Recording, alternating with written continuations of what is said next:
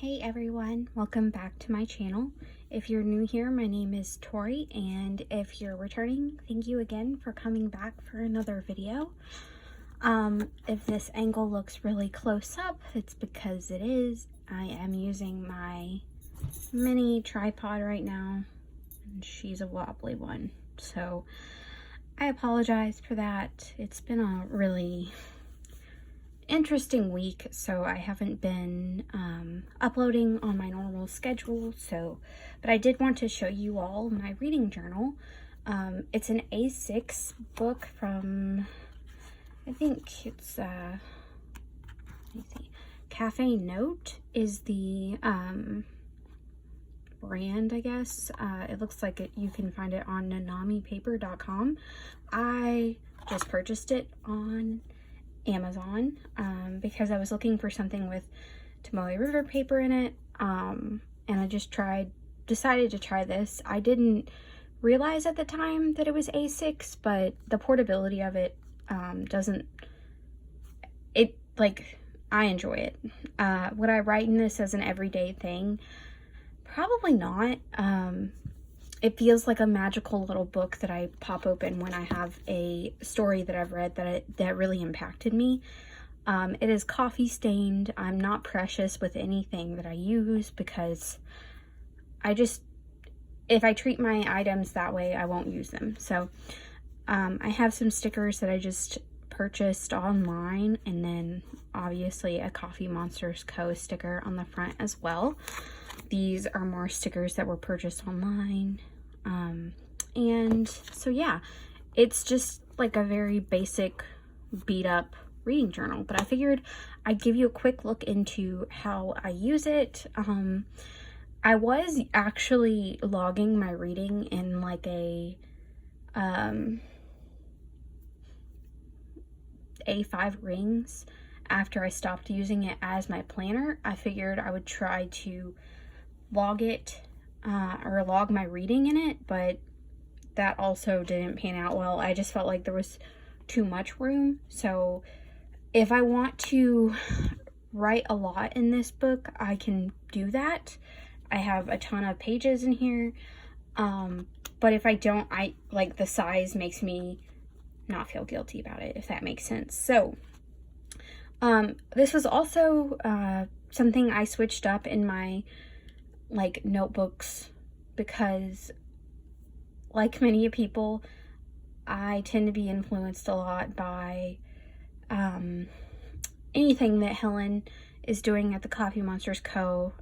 She's a little bit younger than me, but I really enjoy her style of the way that she does things, and I just really appreciate what she shows on her channel. And so when she showed her reading journal, I felt like there was an increase of reading journal flips and vlogs, so I didn't want to do that because I was still breaking this book in, and I didn't want to completely imitate her. I just wanted, I just got inspired, I guess, by the way that she journals that's low pressure, because I did used to have, I still have it somewhere, but I did have a reading bullet journal last year, and it felt like I was pressuring myself to bullet journal about every single book that I read, make it cute, make it decorative, blah, blah, blah.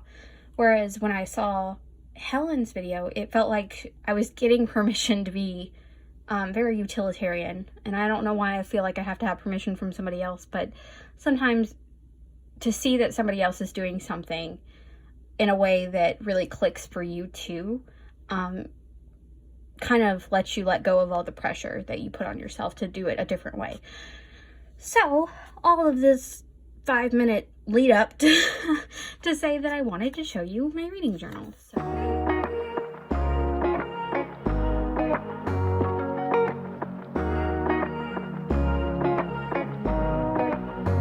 So this is the front page, and this is how we go into things. I will be skipping a couple of pages here and there just because they involve books that I've been reading for my mental health and some diagnoses that I don't really want to share to the public. So if you see a bunch of pages skipped, that's why. But I did kind of like make it less cute, I guess. I mean, it's still cute, I feel like, but it's not. This is just stuff I did because I felt like it. I didn't do it under pressure. So this is like a table of contents that I write for everything that I get through, that I read, and I like, if it's something notable that I wanted to journal about it, I do. But a lot of these look like I had a lot to say, because at the beginning I actually transcribed my notes from the A5 planner, that like the rings planner that I was using. I transcribed the notes from that planner into this book, so it looked like I had a lot to say, but really it was just like my first impressions written down in like a paragraph. So a lot of these I have the pages written out, but it's like on the same page because I was just transferring the information, if that makes sense. I have stuff in here that I was just transferring over, and I read a variety of genres, ages, and topics, from nonfiction to adult fiction to YA and children's fiction, because I am a children's and teen librarian, so I try to make sure that I have my toe in every pond if possible, so I can kind of understand what's going on in each world. So yeah, I have a couple different things going on, and this, like I was saying, is where I started really playing with my fountain pens, because I felt like I wasn't being precious with this, and I don't share it very often just because I haven't felt the need, and so it felt really good to just be able to test out different inks and pens and learn more about the pens I was using in this book particularly. Alright, so I'm gonna skip. And then I have some more pages that are blank just in case I want to keep going, but I did number them and add them to everything. And then I also have like some books read that I want to buy. It's not a very big spread, but it's there. And I try not to buy stuff, even though I'm unsuccessful about it. But these are like if I borrowed a book from the library or a book club kit and I really found it impactful, so I want it on my own shelf. To be read, these are just some of the books that like I've started the year wanting to read, and as you can see, I've not been very successful. And then some I added after I started the year. So about where my finger is and above, that's like what I started the year wanting to read, and then everything under is like stuff that I found out about once the year started as I was reading other books. So, I mean, this is like not even comprehensive at all of like what's to be read. If you were to see my home, books are everywhere. It's insane. I'm like a collector as much as a reader. It's a problem. I realized that I only had a book bracket in my Hobonichi, and I did not have one in here, which didn't make a lot of sense to me. And then I messed up the middle, so I had to like put paper over it. And then the fountain pen I was using feathered over top of the Tombow. It was a hot mess, but I've gotten it down to kind of like a system that I understand a little bit, and so this is kind of how it's shaping up as far as it, you know, comes to how I'm liking the books that I've been reading this year. So we'll see. It feels really weird. I don't normally do a book bracket. Like, this is like my first year of doing one fully and keeping up with it, because I don't like singling one book out as the best. I think it's illogical. There are millions of books produced every year, so like for somebody to be like, what's your favorite book? Okay, sure. You'll get a response because I want this question to stop being asked. Essentially, like, that's one thing when I tell people I'm a librarian, like, that's a go-to question. Oh, what's your favorite book? I'm like, do you understand the publishing industry at all?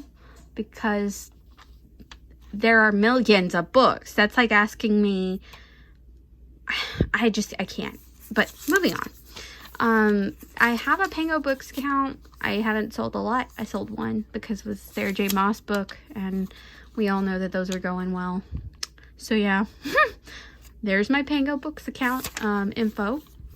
This is a project I found out about. It's to help you read the books that you actually own and set out like actual reachable goals. I haven't met them all in the time periods that I would have liked to have met them, but it's fine. And then top TBR for 2023. These are just like some of the things that I want to finally get around to reading fully or rereading, because I have started them and stopped, or like haven't finished them fully. So yeah, these are like the monthly themes she has, but then she also encourages you, like, and these are the books that match the themes, but she also encourages you to choose your own. So I've chosen my own, and I write down on the other side like what books match those themes, except for like, let's see, July was, what was it, joy. I literally read nothing in July that I felt could be described as joyful. So there's that. Like if you're looking at my July over here, old advanced readers copies, these were the ones that I read, and not one of these titles was like giving full joy. They all had like conflict that was the main part of the book that was not peaceful. So I just didn't feel like it matched. And these are like, she tells you to like give yourself a year-long challenge. And she also tells you to like count the books that you own that you've actually read. So I've tried to at least read one every month, and I've done well so far with that. I have a no spin challenge page, and then this is where the journaling actually starts.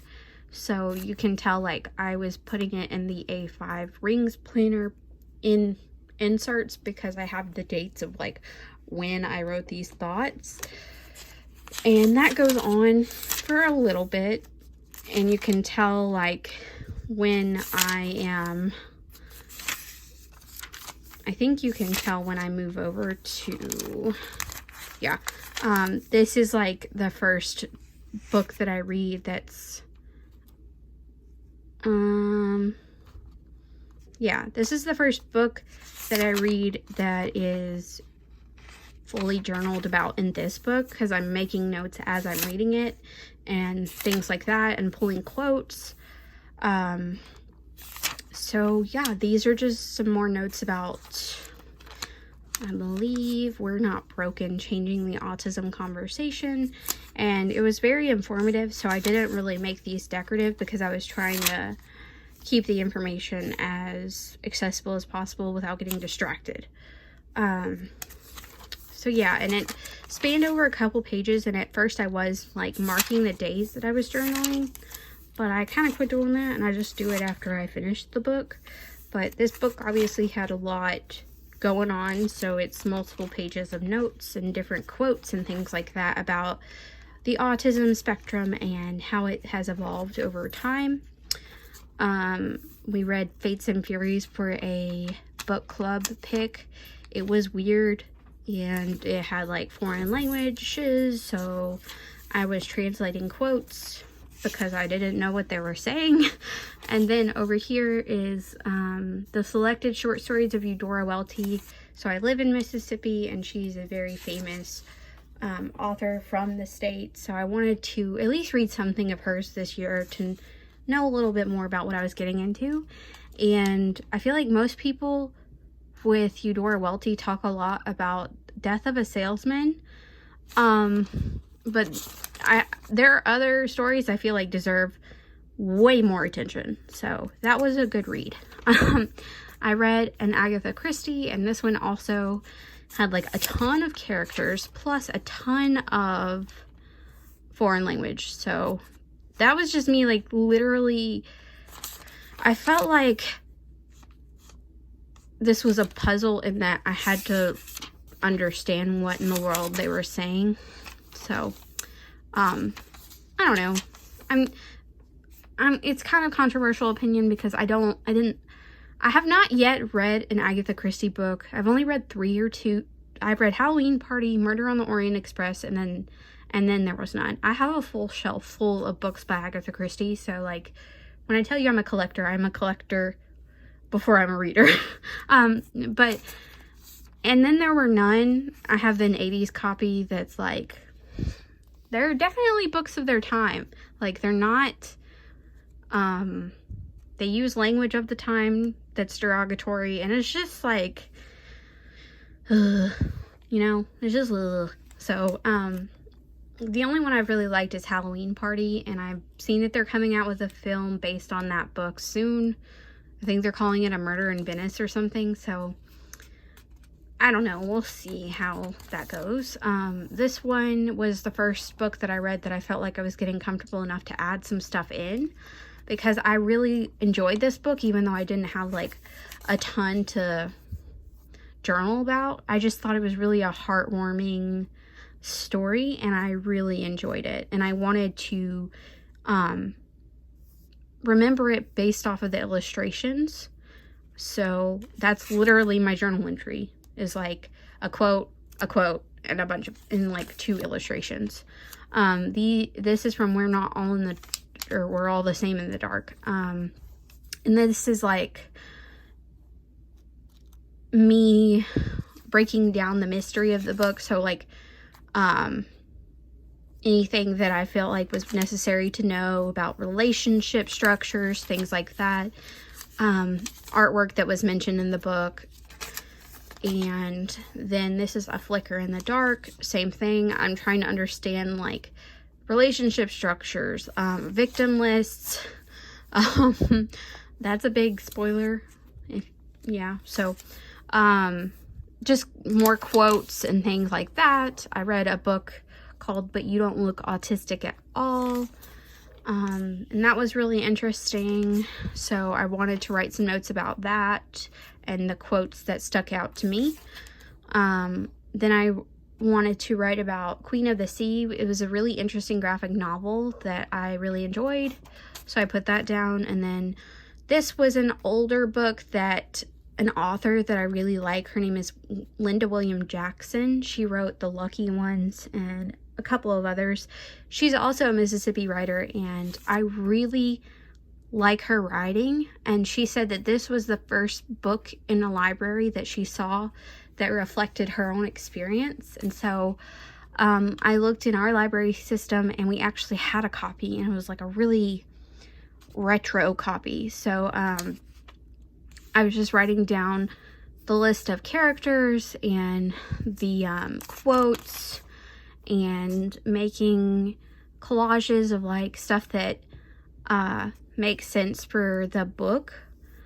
So yeah, I really enjoyed that book. I found it to be like, it was a 70s or 80s publication, but it still really stands up today and talks about the same issues that we have about racism in our country today, which can be very depressing if you think about it, because the needle of change moves very, very slowly.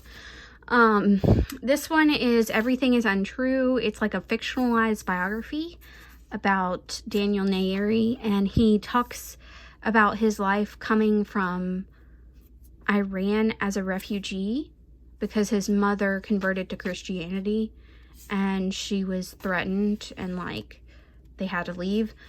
And it talks a lot about his relationship with his father and just the cultural changes he experienced as he moved to Oklahoma.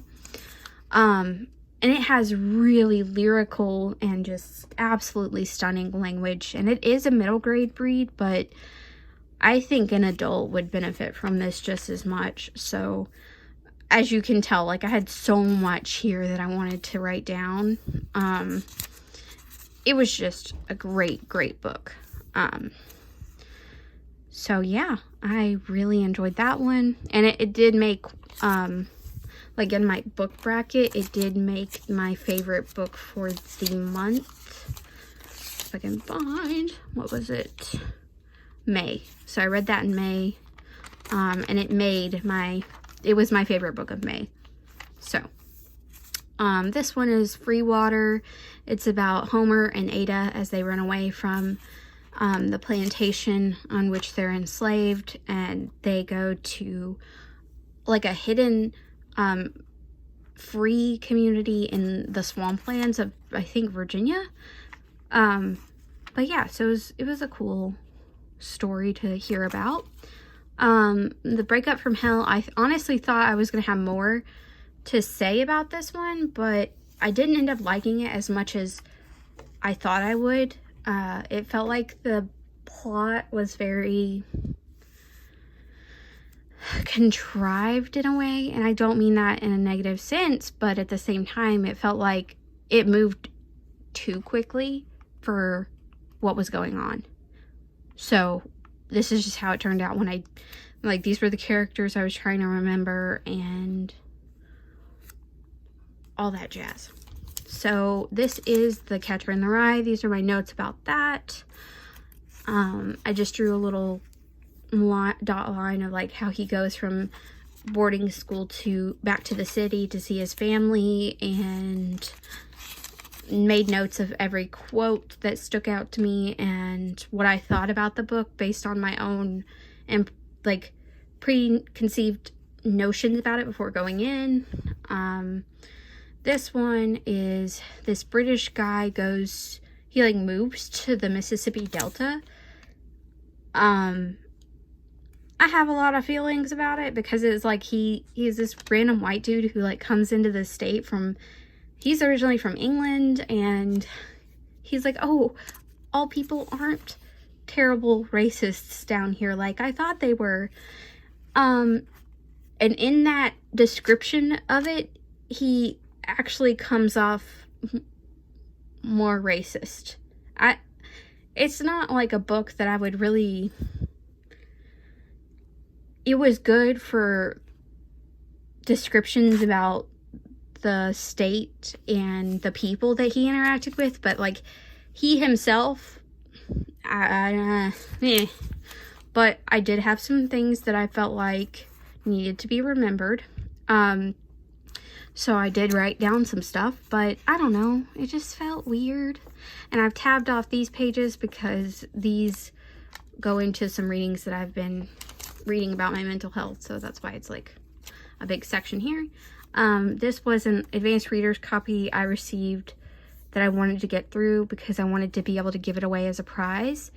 And I'm glad I read it because it was very heavy.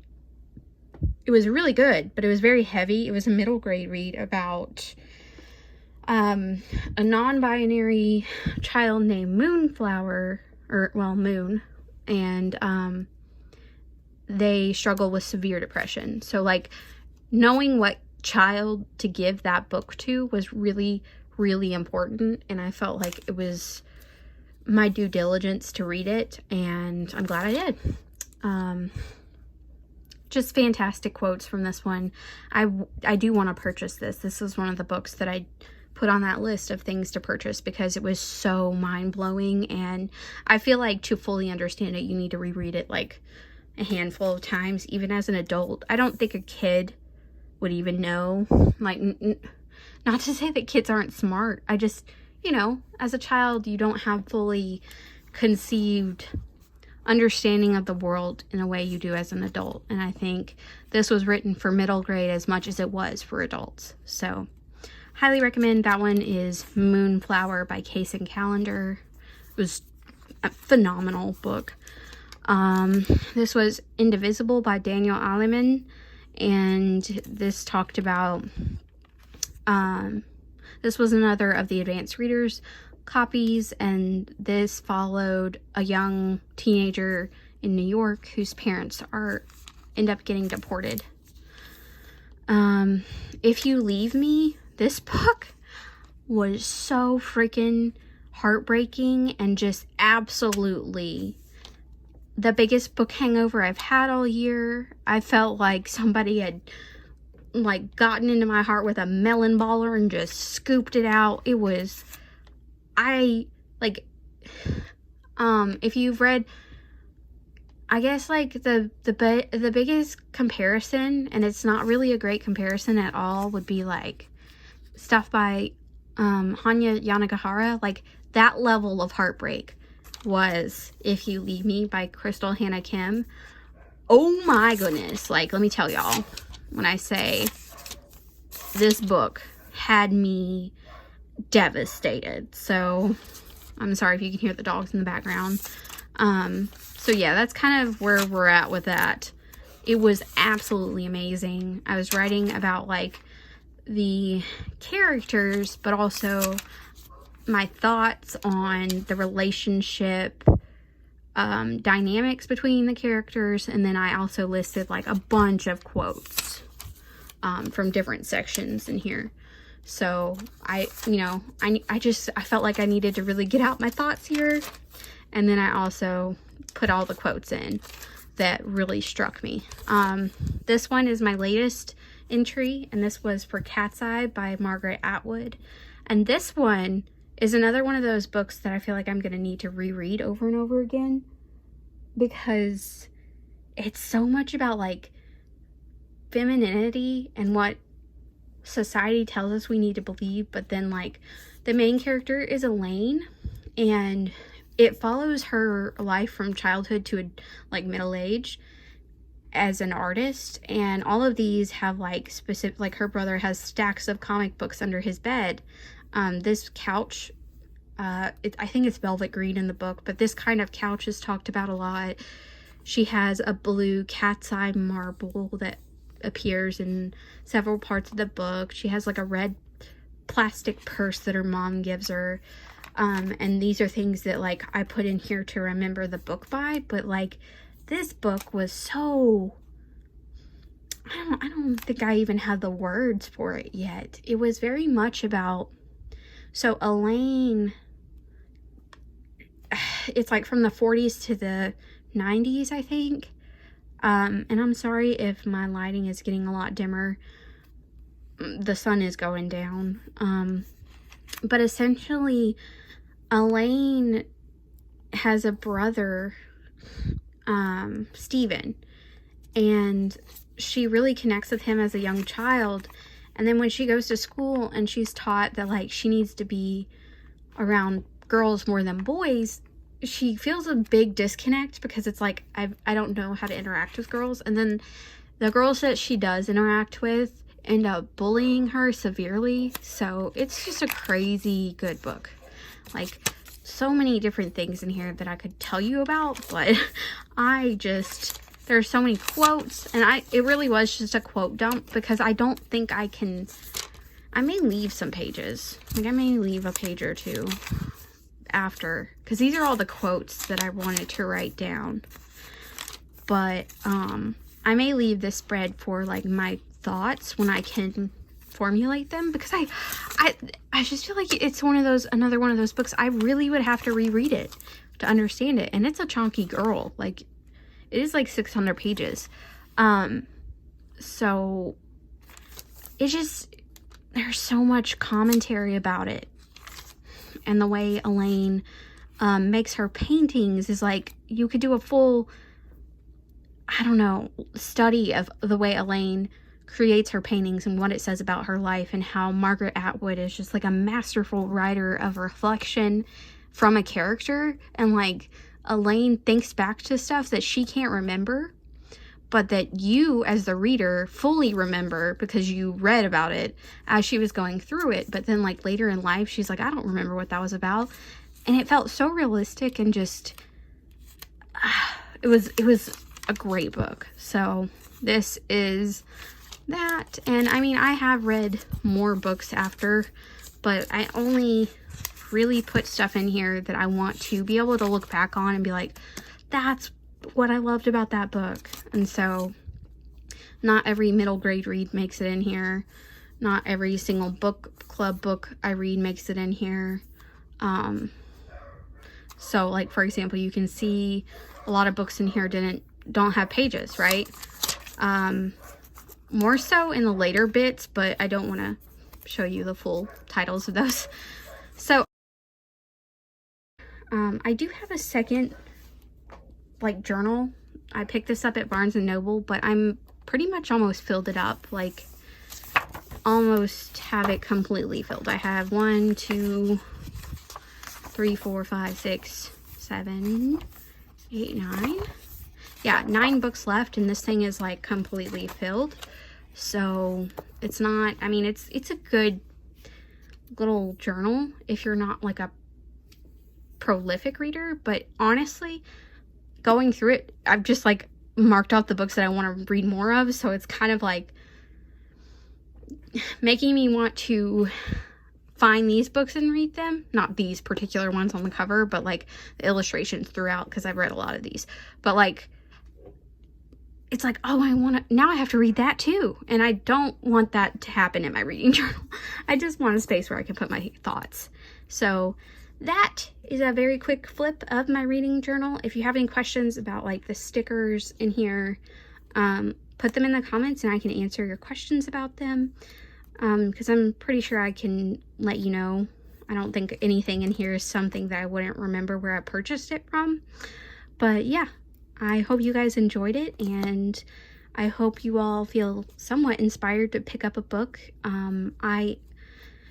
Reading is such a huge part of my identity, and so this is like a big part of how I don't know, provide myself with some self-care, I guess. So yeah, that's that. I just wanted to show y'all a quick little look at it, and let you know that like if you're not precious with your reading journal, that's okay. So I hope you all enjoyed this video. If you made it this far and you're not already subscribed to my channel, I hope you'll consider subscribing to help me grow. I also hope that you would consider giving me a thumbs up. And I will see you all in the next video. Thanks. Bye.